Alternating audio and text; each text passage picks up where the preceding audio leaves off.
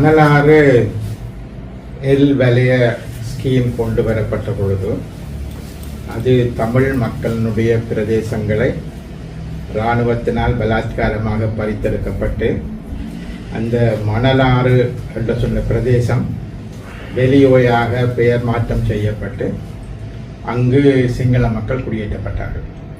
குடியேற்றப்படுகிற பொழுது அது ஒரு மகாபலியினுடைய ஒரு பிரிவு என்று சொல்லியும் மகாபலி நீர் அங்கு வருவதனூடாக அங்கு பெரிய விவசாய அபிவிருத்தி நடைபெற வேண்டும் அந்த சிங்கள மக்களுக்கு உத்தரவாதம் கொடுத்துத்தான் அந்த மக்கள் அங்கு குடியேற்றப்பட்டார்கள். ஆனால் அது குடியேற்றப்பட்டு இப்பொழுது ஏறத்தாழ 40 வருஷங்கள் கடந்து விட்டிருக்கக்கூடிய நிலையிலும் கூட அங்கு மகாபலி நீரும் இல்லை, அந்த மகாபலியிலிருந்து அங்கே நீர் வர மாட்டாது என்பதும் எல்லோருக்கும் தெரிந்தபடியே.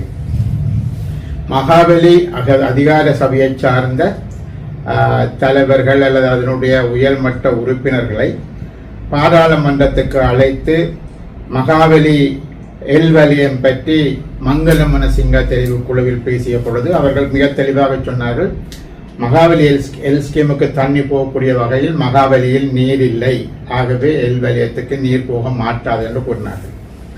அவ்வாறு குடியேற்றப்பட்ட சிங்கள மக்களுக்கும் இப்பொழுது நீர் தட்டுப்பாட்டை நீக்குவதற்காக இப்பொழுது கிவில் ஓயா என்று சொன்ன ஒரு புதிய நீர்ப்பாசன திட்டத்தை உருவாக்க முயற்சி செய்கிறார்கள்.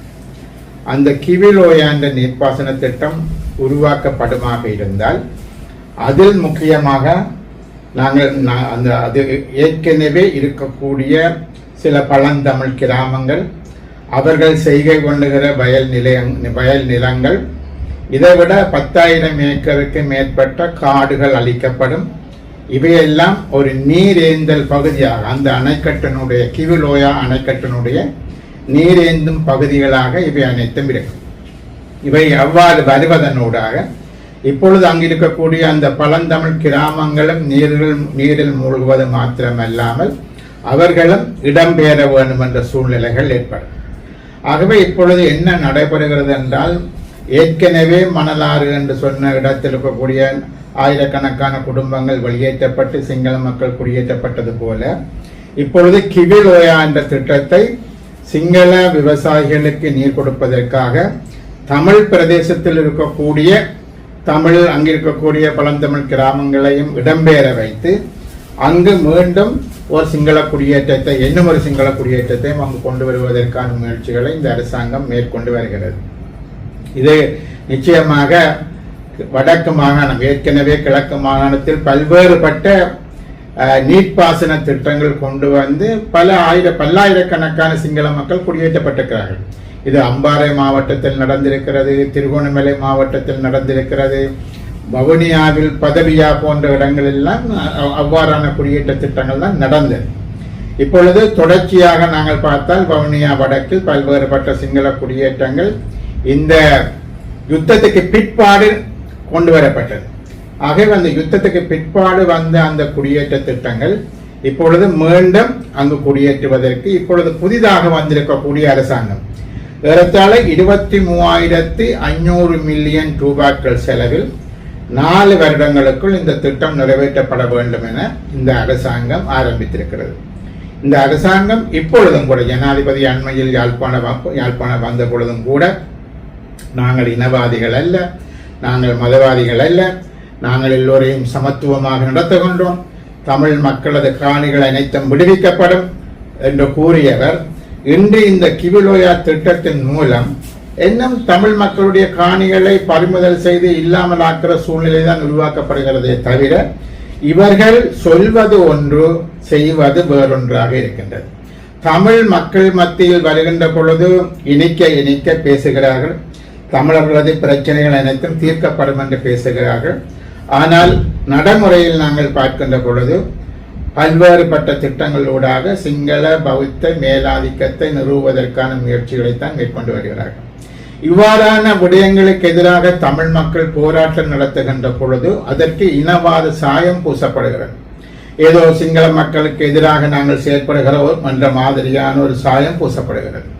ஆகவே அவர்கள் வெளியில் உலக சர்வதேசத்துக்கும் சரி சிங்கள மக்களுக்கும் சரி என்ன சொல்ல முற்படுகிறார்கள் சொன்னால் தமிழ் மக்கள் இனவாதிகள், என்ற விதமான ஒரு சாயத்தை பூசி தமிழ் மக்களது நிலங்களை பலாத்காரமாக கையெழுத்து அங்கு சிங்கள குடியேற்றங்களை கொண்டு வருவதற்கான நடவடிக்கைகள் தொடர்ந்து நடைபெறுகின்றது. ஆகவே இதற்கு எதிரான போராட்டம் நாளைக்கு 2ஆம் தேதி நெடுங்கணியில் இந்த போராட்டம் நடக்க இருக்கிறது. இது நாடியன் போராட்டத்துடன் இது முடிவடைந்து விட மாட்டாது. அரசாங்கம் இதனால் ஏற்படக்கூடிய தமிழ் மக்களுக்கு ஏற்படக்கூடிய பாரிய விளைவுகளை சிந்தித்து இந்த திட்டத்தை நிச்சயமாக நிறுத்த வேண்டும். அவ்வாறு நிறுத்தாவிட்டு அங்கு சிங்கள மக்கள் குடியேற்றப்படுவார்களாக இருந்தால் அது நிச்சயமாக இந்த அரசாங்கம் ஏனைய அரசாங்கங்கள் முன்னெடுத்து கொண்டு வந்த அதே விடயங்களை இவர்களும் முன்னெடுப்பதாகத்தான் இருக்கும். ஆகவே தமிழ் மக்கள் மத்தியில் தங்களுக்கு பாராளுமன்ற உறுப்பினர்கள் இருக்கிறார்கள், தமிழ் மக்கள் எங்களுக்கு வாக்களித்திருக்கிறார்கள் போன்ற விடயங்களை கூறி அவர்கள் அதன் காரணமாக தாங்கள் தமிழ் மக்களுக்கு அனைத்தையும் செய்ய இருக்கிறோம் என்ற விதமான கருத்துக்கள் தான் தொடர்ந்து சொல்லப்படுகிறது. அது யாழ்ப்பாணத்தில் சந்திரசேகரா இருக்கலாம், ஜனாதிபதியாக இருக்கலாம், அல்லது பிமல் ரட்நாயக்கா போன்றோராக இருக்கலாம். இவர்கள் எல்லோருமே அவ்வாறு தான் செய்கிறார்கள். ஆனால் நடைமுறையில் பார்க்கிற பொழுது ஒரு பக்கத்தில் காணிகள் விடுவிக்கப்படவில்லை என்பது ஒரு புறம்.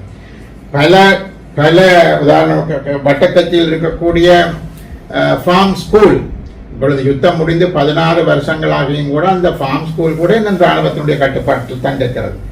பல்வேறுபட்ட தென்னந்தோட்டங்கள் அல்லது கஜி ஃபார்ம் போன்ற அனைத்தும் இன்னும் இராணுவத்திலும் தான் இருக்கின்றது. வன்னி பிரதேசத்தில் ஏறத்தாழ 35,000 ஏக்கர் இன்னும் ஒரு பிரயோசனமான, அதாவது கஜி ஃபார்ம், கோகனட் ஃபார்ம் போன்ற பல்வேறுபட்ட பண்ணைகள் அனைத்தும் இன்னும் அவர்கள் வைத்து அதன் மூலம் அவர்கள் தங்களது பொருளாதாரத்தை வளர்த்துக் கொள்கின்ற ஒரு போக்கைத்தான் நாங்கள் பார்க்கின்றோம்.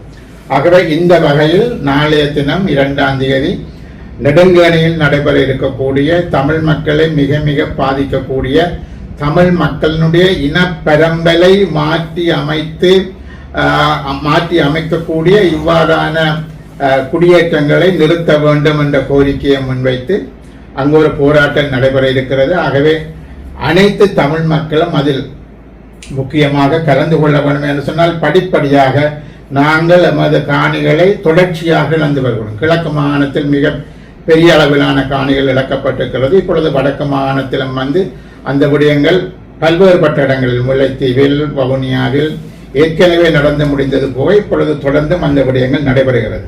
ஆகவே இவற்றை நிறுத்துவதற்கு நாங்கள் அனைவரும் ஒன்று சேர்ந்தால்தான் இவற்றை நிறுத்துவதற்கான முனைப்பை காட்டலாம். அனைவரும் ஒன்று சேர்ந்து நாங்கள் குரல் கொடுப்பதன் ஊடாகத்தான் கொழும்பில் இருக்கக்கூடிய தூதுவர்களோ அவர்களோ கூட என்ன நடைபெறுகிறது என்பதை பார்ப்பார்கள். ஆகவே அந்த வகையில் அனைத்து மக்களும் இதற்கு ஆதரவாக செயற்பட வேண்டும், இதில் கலந்து கொள்ள வேண்டும் என்று ஜனநாயக தமிழ் தேசிய கூட்டணியின் சார்பாக நாங்கள் கேட்டுக்கொள்ள விரும்புகின்றோம். அதே போன்றுதான் வருகிற 4ஆம் தேதி இலங்கையினுடைய சுதந்திர தினம். இலங்கையுடைய சுதந்திர தினத்தை எப்பொழுதும் தமிழ் மக்கள் தங்களுக்கு கிடைத்த சுதந்திரமாக கருதியது கிடையாது. 72ஆம் ஆண்டு குடியரசாக மாறிய பொழுதோ அந்த குடியரசு யாப்பு என்பது அந்த குடியரசு யாப்பு வந்தனால் கரிநாளாக பிரகடனம் செய்யப்பட்டது. அதே போல சுதந்திர தினத்தையும் தொடர்ச்சியாக தமிழ் மக்கள் சுதந்திர தினத்தில் எப்பொழுதும் அவர்கள் கலந்து கொள்வது கிடையாது. அது ஒரு அரசாங்கத்தினுடைய ஒரு அந்தஸ்து பெற்ற ஒரு நிகழ்வாக இருக்கிறதே தவிர தமிழ் மக்கள் கலந்து கொண்டு எங்கள் நாட்டுக்கு சுதந்திரம் கிடைத்தது என்று அவர்கள் எப்பொழுதும் சிந்தித்தது கிடையாது. இப்பொழுது நாங்கள் பார்த்தோம் என்று சொல்லி சொன்னால் இந்த சுதந்திர இலங்கையில் இன்னும் தமிழ் மக்களுக்கான பல்வேறுபட்ட பிரச்சனைகள் தொடர்ந்து இருந்து கொண்டுதான் இருக்கிறது. பயங்கரவாத தடை சட்டத்தை நீக்குவதாக கூறினார்கள். ஆனால் இப்பொழுது புதுவிதமான ஒரு பயங்கரவாத தடை சட்டம், அதாவது அரசை காப்பாற்றுவதை நோக்கமாக கொண்டு அதனை பாதுகாப்பதற்கான ஒரு பயங்கரவாத எதிர்ப்பு சட்டம் என்று கொண்டு வருகிறார்கள். யாருக்கு எதிராக அரசை காப்பாற்றப் போகிறார்கள்? மக்கள் அரசுக்கு எதிராக குரல் கொடுத்தால் அல்லது மக்கள் அரசுக்கு எதிராக போராடினால் அவர்களை கைது செய்வதற்கான ஒரு சட்டம். அது முன்னர் இருந்த பயங்கரவாத சட்டத்திலும் விட மிக மோசமான ஒரு சட்டத்தை கொண்டு வர முயற்சிக்கிறார்கள். அதே போல தொடர்ந்து நான் ஏற்கனவே கூறியது போன்று காணிகள் தொடர்ந்தும் விடுவிக்கப்படாமல் தான் இருந்து கொண்டிருக்கிறது. புதிய அரசாங்கத்திலும் அதுதான் நிலவரமாக இருக்கின்றது. அதே போல ஒரு சொற்பமாக இருக்கக்கூடிய சொச்சமாக இருக்கக்கூடிய அரசியல் கைதிகளை விடுவிப்பது கூட இந்த அரசாங்கம் ஒரு அங்குலந்தானம் அந்த விஷயத்தில் முன்னேற்றத்தை கண்டதாக இல்லை.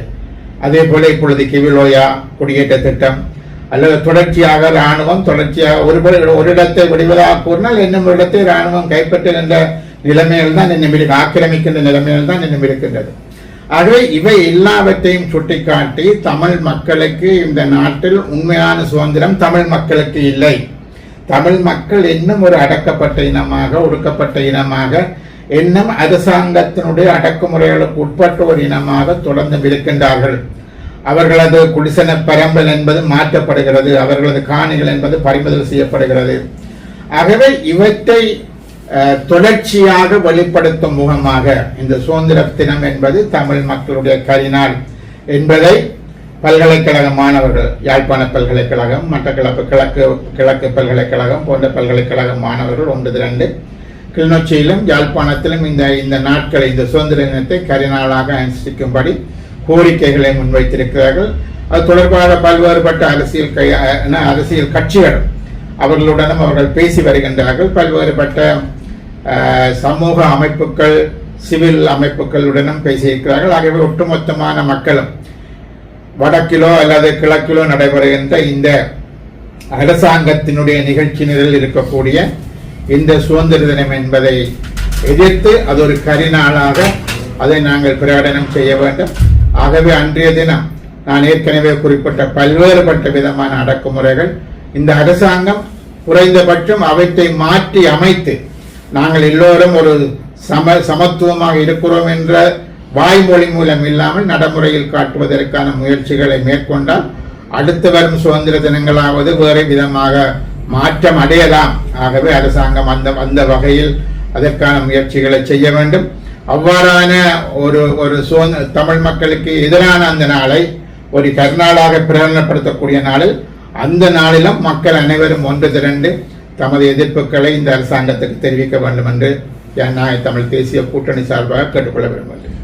இந்த கிவிலோயா போராட்டத்துக்கு தமிழ் கட்சிகள் தமிழ் மக்களை பிள்ளையா வழிநடத்துறேன்னு சொல்லி அமைச்சர் சந்திரசேகர் சொல்லியிருந்தேன். இது சம்பந்தம் அமைச்சர் சந்திரசேகருக்கு இந்த நாட்டினுடைய வரலாறு, தமிழ் மக்களினுடைய வரலாறு எவ்வளவு தூரம் தெரியும் என்பது உண்மையிலே எனக்கு தெரியாது.